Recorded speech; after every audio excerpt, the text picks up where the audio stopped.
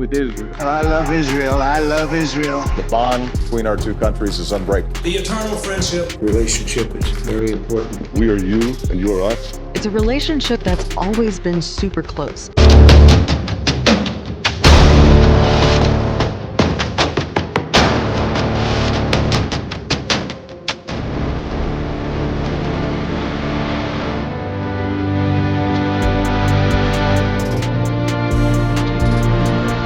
दोस्तों, एक छोटा सा मुल्क इसराइल जो रकबे में भी छोटा है, आबादी में भी महदूद है, आखिर पूरे अरब खित्ते पर कैसे भारी पड़ चुका है। वो अरब जिनके पास तेल है, वसाइल हैं, फौजें हैं और तादाद में इसराइल से कहीं ज़्यादा है। फिर सवाल ये भी उठता है कि अरबों के बीच में घिरे हुए इस मुल्क को कोई क्यों नहीं रोक पाता। क्या इसराइल की ताकत सिर्फ फौजी है या कुछ और अवामिल भी हैं? क्या इसके पीछे कोई आलमी मनसूबाबंदी भी है? ये ग्रेटर इसराइल का मनसूबा तो नहीं है। क्या ये सिर्फ एक साजिशी नजरिया है या वाकई यहूदी मजहबी कुतब में सियासी बयानी इस तरफ या मजहबी बयानी इस तरफ इशारा करती है? दोस्तों, हम आज ये जानने की कोशिश करेंगे कि इसराइल के क़याम के बाद मशरिक़ वसत में क्या बड़ी तब्दीलियाँ आई, फ़लस्तीन का मसला क्यों हल नहीं हो सका और आलमी ताकत मुसलसल इसकी मदद क्यों कर रही है। फिर एक और अहम सवाल भी उठता है कि ज़रा इधर उधर देखिए कि कहीं OIC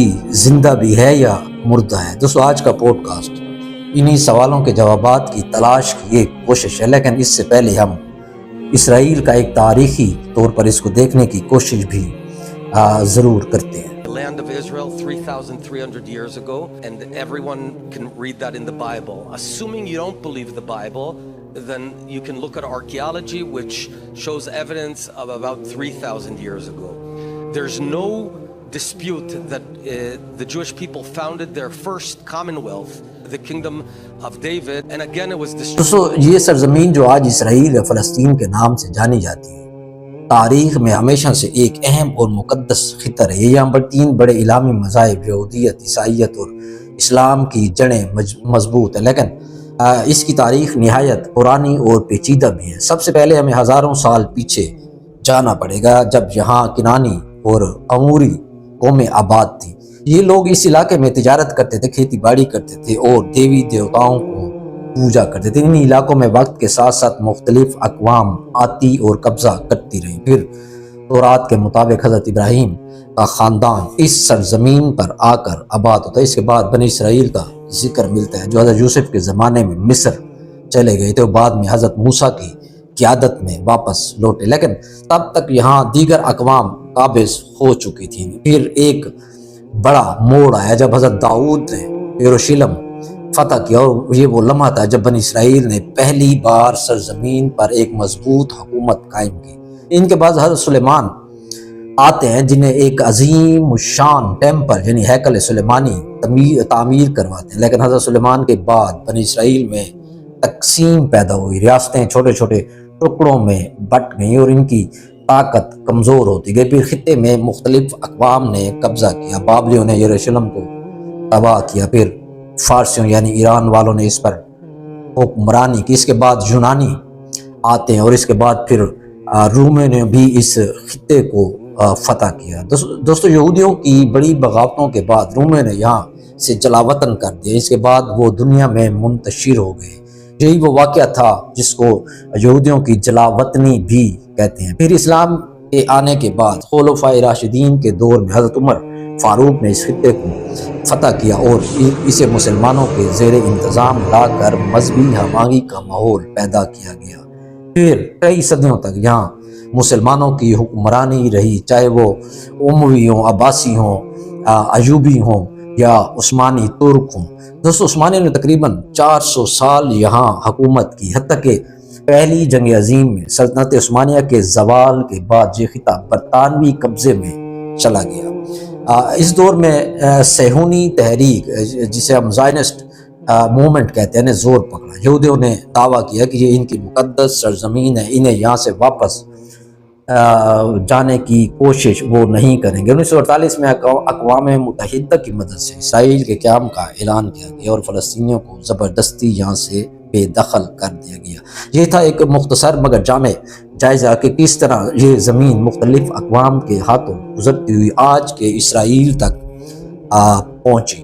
دوستو جب ہم اسرائیل کو دیکھتے ہیں تو وہ رقبے کے لحاظ سے پاکستان کے پنجاب کے ایک ضلع جتنا بھی نہیں بنتا، لیکن سوال یہ ہے کہ ایک چھوٹا سا ملک اتنا طاقتور کیسے بن گیا، پورا عرب دنیا کو وہ چیلنج کر رہا ہے۔ اس کی پہلی وجہ عالمی حمایت ہے۔ جی ہاں دوستو، خاص طور پر امریکہ، برطانیہ اور یورپی ممالک کی پشت پناہی اسرائیل کے قیام کے وقت سے ہی یہ ممالک نہ صرف اس کو تسلیم کرتے آئے ہیں بلکہ دفاعی، اقتصادی اور سیاسی سطح پر بھی ان کو مدد فراہم کرتے رہے۔ امریکہ سالانہ اربوں ڈالر فوجی امداد دیتا ہے اور اقوام متحدہ جیسے اداروں میں اسرائیل کے حق میں اکثر ویٹو پاور کا استعمال کیا جاتا ہے۔ دوسری وجہ ٹیکنالوجی اور عسکری ترقی بھی ہے۔ اسرائیل نے محدود وسائل کے باوجود جدید ترین ٹیکنالوجی میں دنیا بھر میں اپنا مقام بنایا۔ Drone, cyber security, atom system اور آئرن ڈرون سسٹم انٹیلیجنس کی خطرناک ترین ایجنسیوں میں شمار ہوتے ہیں۔ تیسری وجہ عرب ممالک کی کمزوری اور تقسیم بھی ہے۔ اسرائیل نے صرف اپنی طاقت پر انحصار نہیں کیا بلکہ ارد گرد کے بہت سے ممالک کو کمزور اور لڑوانے میں وہ سیاسی کردار بھی ادا کرتا رہا۔ مصر، شام، عراق، شام، لبنان سب کو اندرونی خلفشار میں مبتلا رکھا گیا۔ چوتھی وجہ نفسیاتی جنگ اور میڈیا کا ہتھیار بھی۔ اسرائیل نے مغربی میڈیا کے ذریعے اپنی پوزیشن کو ہمیشہ مظلوم کے طور پر پیش کیا، جبکہ فلسطینی مظلوم ہوتے ہوئے بھی دنیا میں دہشت گرد سمجھے جاتے ہیں کیونکہ اسرائیل بیانیہ میڈیا میں بہت ایک پاورفل حیثیت رکھتا ہے۔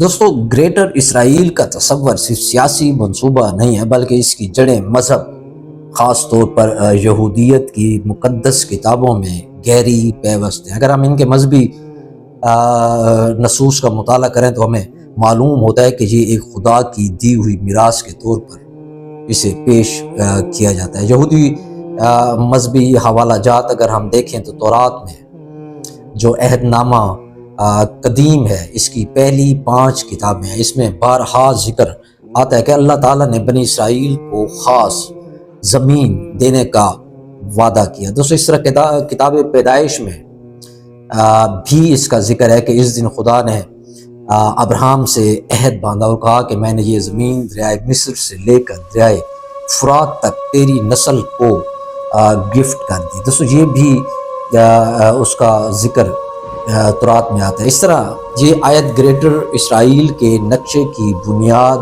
سمجھی جاتی ہے۔ اس طرح استثناء میں بھی لکھا ہوا ہے کہ تمہارے پاؤں جہاں زمین پہ پڑیں گے وہ زمین تمہاری ہوگی، صحراؤں سے لبنان تک اور دریائے فرات سے بحیرہ عرب تک۔ دوستو اس طرح یوشع میں ایک اور دعویٰ بھی دہرایا جاتا ہے کہ تمہاری حدود یہ ہوں گی، سرائے نیگو سے لے کر لبنان کے پہاڑوں تک اور فرات سے مغربی سمندر تک۔ یہ تمام اقتباسات ارض موعود یعنی پرامسڈ لینڈ کے ایک بڑے تصور کو واضح کرتے ہیں جو صرف موجودہ اسرائیل تک محدود نہیں بلکہ کئی عرب ممالک پر بھی محیط ہے۔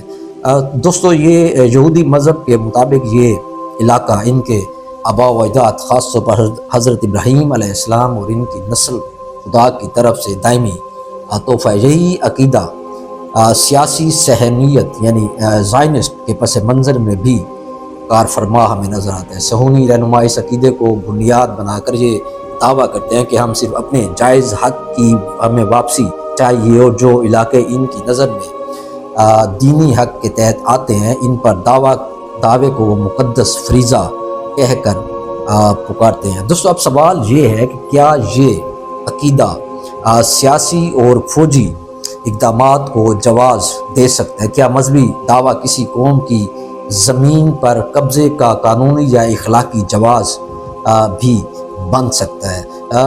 دوستو اب ہم گریٹر اسرائیل منصوبے کے اگلے مرحلے پر بات کرنے کی کوشش کریں گے جس میں یہ سمجھنا ضروری ہے کہ اس منصوبے کی عملی شکل کیسے ممکن ہوئی اور اس کے پیچھے عالمی طاقتوں کا کیا کردار رہا ہے۔ دوستو یہ سیاسی حقیقت کے پردے کے پیچھے ہم جھانکنے کی کوشش کرتے ہیں. جب صہیونی تحریک نے مذہبی دعووں کو سیاسی طاقت میں ڈھالنے کی کوشش کی تو اسے برطانیہ کی شکل میں بہت بڑی پشت پناہی ملی. 1917 میں جاری ہونے والا بیلفور آف ڈیکلریشن اس منصوبے کا آغاز سمجھا جاتا ہے. یہ اعلان دوستو کیا تھا؟ یہ ایک خط تھا جس میں برطانوی وزیر خارجہ آرتھر بلفور نے صہیونی لیڈر لارڈ روتھ شائلڈ کو لکھا تھا. حکومت برطانیہ یہودیوں کے لیے فلسطین میں ایک قومی وطن کے قیام کی حمایت کرتی ہے اور اس مقصد کے حصول کے لیے اپنی کوششوں کو صرف کرے گی. یہ ایک چھوٹا سا بیان تھا لیکن اس کے اثرات بہت تباہ کن نکلے، کیونکہ اس کے فوراً بعد برطانیہ نے فلسطین پر قبضہ کر لیا اور یہ علاقہ برٹش مینڈیٹ کے تحت دوستو آ گیا. دوستو پھر آتی ہے دوسری عالمی جنگ. اس دوران اس کے فوراً بعد دنیا بھر سے یہودیوں کو فلسطین میں منتقل کیا جاتا ہے. یہ سلسلہ تیز ہوا ہولوکاسٹ کے بعد جب یورپ کے مظلوم یہودیوں کے لیے ہمدردی کی لہر اٹھی تو اس کو سیاسی ایجنڈے میں بدل دیا گیا. 1947 میں اقوام متحدہ نے ایک قرارداد منظور کی. فلسطین کو 2 ریاستوں میں تقسیم کیا جائے، ایک یہودی ریاست اور ایک عرب ریاست، لیکن یہ تقسیم کبھی انصاف پر مبنی تھی نہیں. یہودیوں کو 55% زمین دی گئی، حالانکہ وہ اس وقت صرف 30% آبادی میں تھے. عربوں نے اس کو رد کر دیا اور نتیجہ نکلا 1948 کی جنگ. دوستو اسی سال یعنی 14 مئی 1948 کو اسرائیل نے آزادی کا اعلان کیا اور اس دن فلسطینیوں کی نکبہ یعنی تباہی کی داستان شروع ہوئی. اب سوال یہ ہے کہ یہ منصوبہ جس کا آغاز ایک مذہبی دعوے سے ہوا کیسے عالمی طاقتوں کے سہارے زمینی حقیقت بن چکا ہے. برطانیہ نے بنیاد ڈالی جس کی، امریکہ نے اس کی سپورٹ بڑھائی اور اقوام متحدہ نے قانونی جواز کا پردہ اس پر ڈال دیا. دوستو آج اسرائیل ایک ایسی طاقت ہے جس کا اثر نہ صرف فلسطین بلکہ پورے مشرق وسطی میں پھیل چکا ہے. کئی عرب ممالک داخلی مسائل، خانہ جنگی اور اقتصادی بحران کی وجہ سے اسرائیل کے خلاف عملی اقدامات نہیں کر سکتے. حالیہ برسوں میں اسرائیل نے سعودی عرب اور امارات اور بحرین جیسے ممالک کے ساتھ تعلقات مستحکم کیے اور اس کی ایک بڑی وجہ بڑی کامیابی بھی سمجھی جا رہی ہے. دوستو اسرائیل کا مستقبل اور عالمی سیاست میں اس کا کیا کردار ہے؟ اب سوال یہ ہے کہ آگے اسرائیل کا کیا رخ ہوگا؟ کیا وہ اپنے گریٹر اسرائیل کو خواب کو حقیقت بنا سکے گا؟ اور اگر ایسا ہوتا ہے تو اس کا عالمی سیاست پر کیا اثر پڑے گا؟ اسرائیل کی حکمت عملی دوستو یہ ہے کہ اپنے جغرافیائی حدود میں مزید اضافہ کرتا جا رہا ہے اور اس کے لیے وہ مختلف ممالک سے سیاسی معاہدے بھی کر رہا ہے. اس کے ساتھ اسرائیل فلسطین کے مسئلے کو عالمی سطح پر کمزور کر کے اپنے مقاصد میں کامیاب بھی ہو سکتا ہے. تو دوستو اس پوڈ کاسٹ میں ہم نے گریٹر اسرائیل کے منصوبے کی تاریخی اور مذہبی اور سیاسی جھوتوں پر روشنی ڈالی جو کہ ایک پیچیدہ اور متنازع موضوع ہے، لیکن اس حقیقت کو سمجھنا ضروری ہے کہ آج ہم عالمی سیاست میں اسرائیل کے کردار کو بہتر طور پر سمجھ سکیں. آپ لوگوں کا بہت شکریہ اور چینل کو سبسکرائب بھی ضرور کیجیے گا.